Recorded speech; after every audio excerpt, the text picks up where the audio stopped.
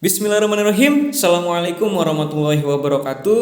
Perkenalkan, nama saya Muhammad Hanif Mubarok. Saya merupakan mahasiswa jurusan Bahasa dan Sastra Arab IAIN Syekh Nurjati Cirebon. Di sini saya sedang memenuhi tugas kuliah saya di mata kuliah At-Tasmim At-Ta'lim.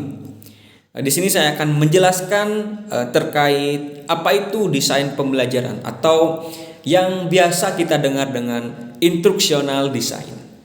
Oke, langsung saja kita dengar penjelasan apa itu desain pembelajaran. Menurut Jesny, desain pembelajaran disusun untuk membantu proses belajar mengajar siswa.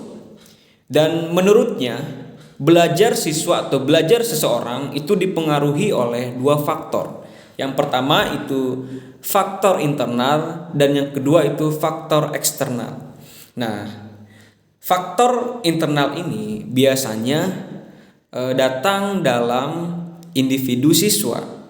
Nah, contohnya seperti kemampuan dasar siswa, terus gaya belajar siswa, lalu minat dan bakat siswa.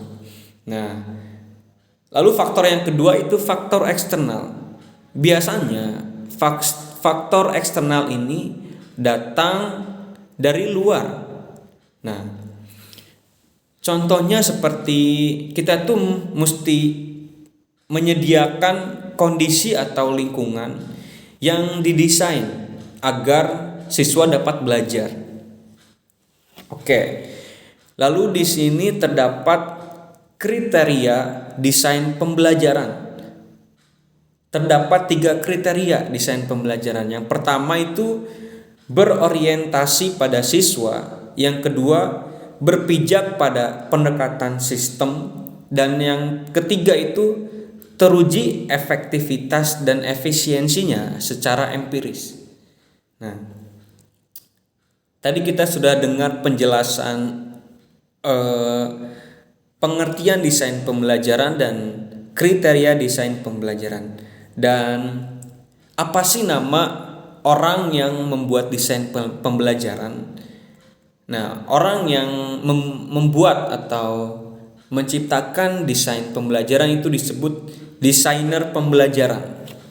Lalu secara istilah, desainer pembelajaran adalah orang yang terlibat dalam perencanaan, pengembangan, penerapan, dan evaluasi pengajaran. Nah, terdapat 4 kompetensi ini yang harus dimiliki oleh desainer pembelajaran.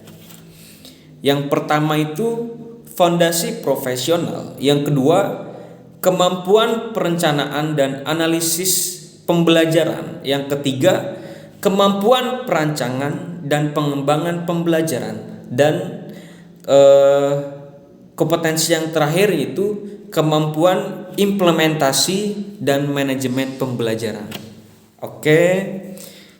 Lalu terdapat model-model desain pembelajaran.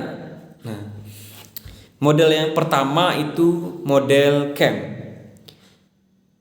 Maksud model CAM ini adalah model yang membentuk siklus yang terdiri atas komponen yang dikembangkan dengan kebutuhan, tujuan, dan kendali yang timbul.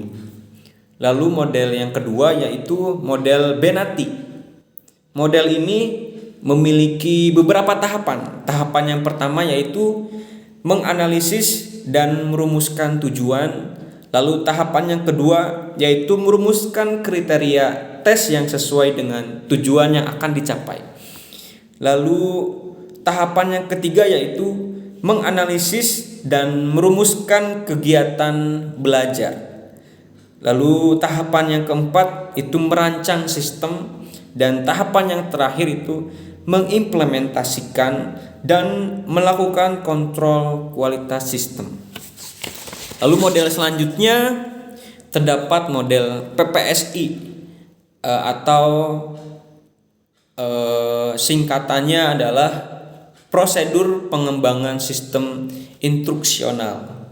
Nah, model ini adalah model yang dikembangkan di Indonesia loh, yang fungsinya itu untuk mengefektifkan pelaksanaan program pengajaran secara sistematis. Dan model pembelajaran yang terakhir yaitu model Assur.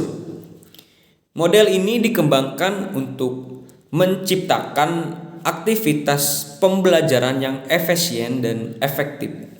Oke, mungkin hanya sekian yang dapat saya jelaskan terkait desain pembelajaran. Mudah-mudahan dapat bermanfaat khususnya untuk diri saya pribadi dan umumnya untuk teman-teman yang mendengarkan semua. Oke, saya tutup billahi taufik wal hidayah. Wassalamualaikum warahmatullahi wabarakatuh.